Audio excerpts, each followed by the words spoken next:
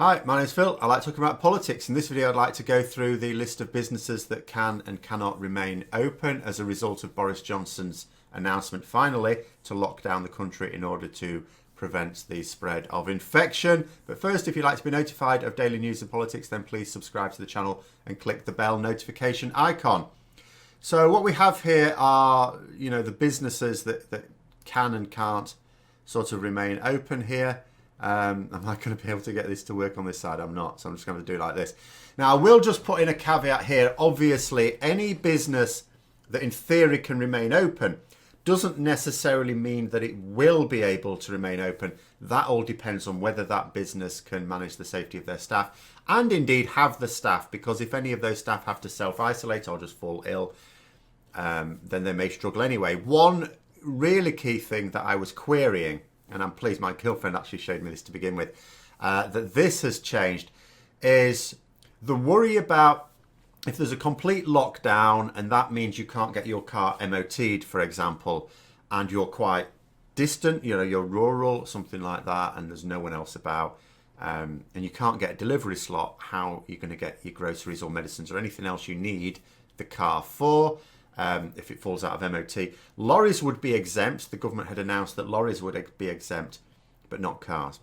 But they are going to stay open. But at the same time, if the garages, for example, their own staff are not able to come to work, for self-isolation or illness reasons, then it doesn't, just because they're allowed to stay open doesn't mean they'd be able to. So there's always going to be that caveat there.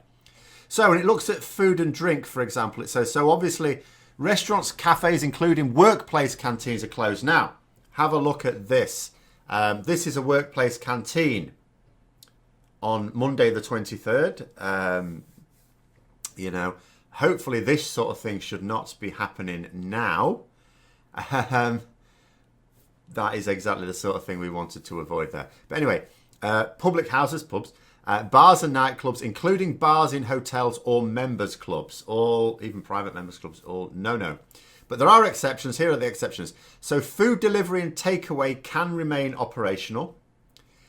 Food delivery and takeaway can remain operational for the cafes, including workplace canteens. Cafes or canteens at hospitals, care homes or schools, prison and military canteens, services providing food or drink to the homeless. Now, what I would say there is, because we don't want to see scenes like this, what you absolutely should do is still, you don't just carry on with the normal procedures. Canteens get packed, even in hospitals. The last thing you want to do is allow that. I'd be very interested to see how that is going to be managed. I'd almost want to actually go to a hospital to see it myself, but that would be irresponsible. I'm not going to do that just out of investigative journalism there. But maybe someone who has to go to hospital could let us know how they're going to manage that, because you can't surely do it in the same way as exists at the moment. Now, I did notice here when it says about services providing food or drink to the homeless. Now, come on, Boris. I thought you said that people were allowed to leave their homes except for 4 different reasons. Those reasons very quickly, by the way, being going to work, which you have to go to, whether it's not possible to be at home, going out to provide medical care, like care for the elderly or something like that, going out to get groceries infrequently, and going out once a day for exercise. So surely you've abolished homelessness. So what's this about providing food or drink to the homeless? Can we have providing homes to the homeless, please? But anyway, that's the old how to get your food. So those people who are queuing, I mean, McDonald's has already made the decision to close anyway. Those people I saw on Monday queuing in the drive-through, absolutely rammed the drive-through of KFC as if chicken were going out of fashion. I mean, KFC may follow suit with McDonald's anyway. But yeah, that was a weird one. Retail, so hair, beauty and nail salons, including piercing and tattoo parlours, massage parlours, all retail with notable exceptions.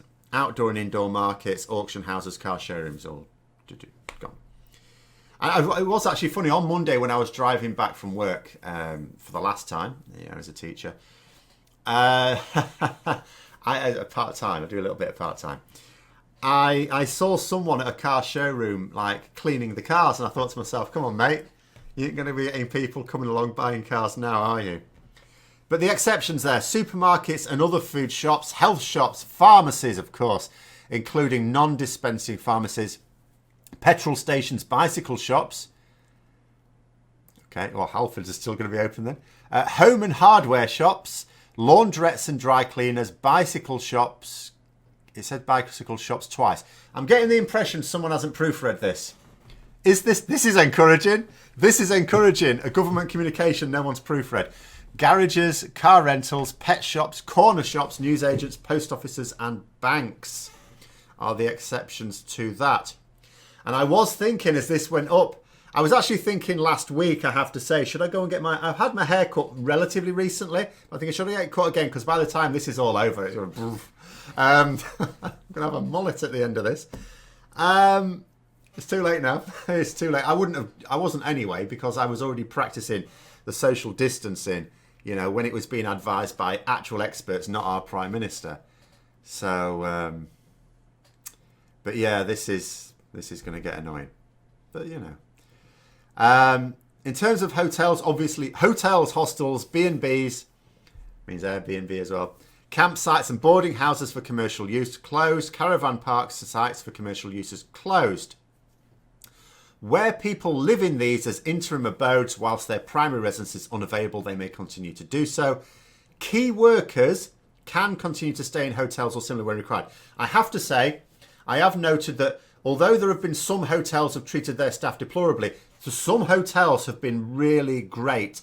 I've seen hotels offering rooms to NHS workers, close by to where hospitals are, which is absolutely fantastic. So, key workers there continue to stay in hotels or similar where required. Obvious exception there. And it says where people live permanently in caravan parks or staying in a caravan park as interim abodes where blah, blah, blah, may continue to do so. So, of course, yeah. Non-residential institutions that will close. Libraries. I mean, the government have been closing libraries left, right and centre anyway. So, that's just par for the course. Of course, it's important that they would close.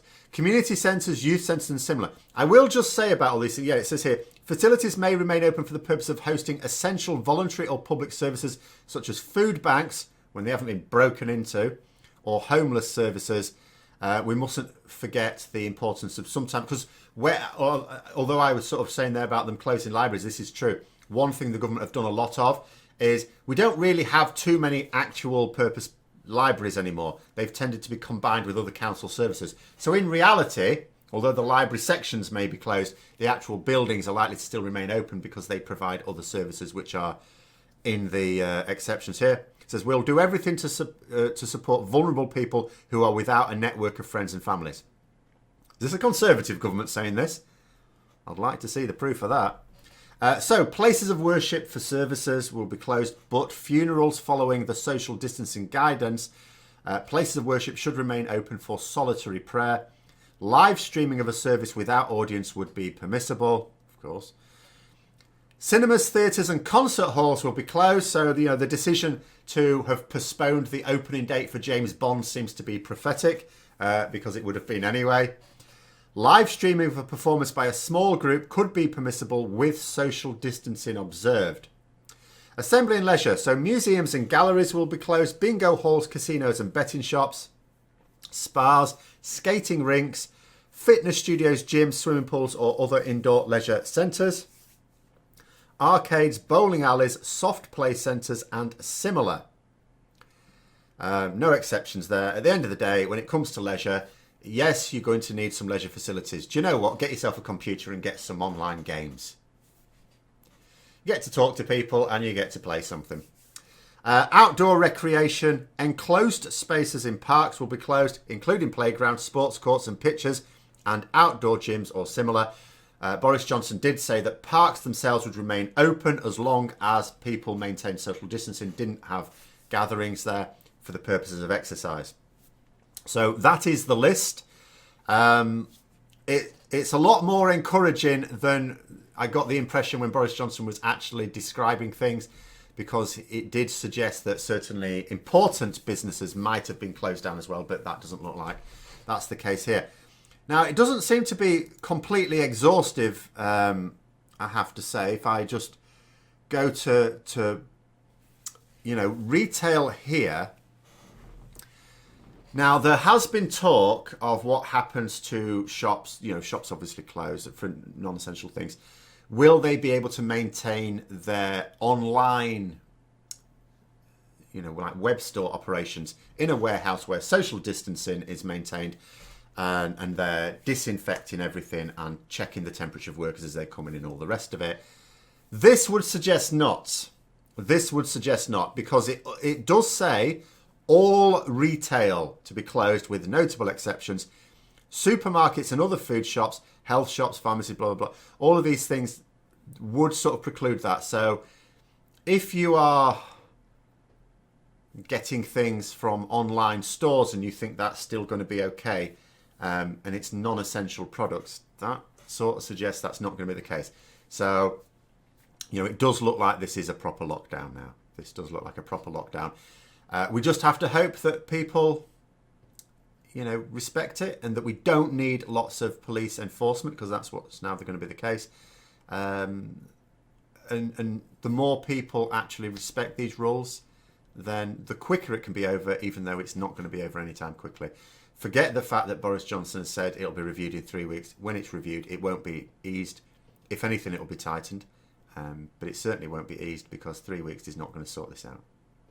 And also, we've known from recent experience that the British public are going to try and push this as well.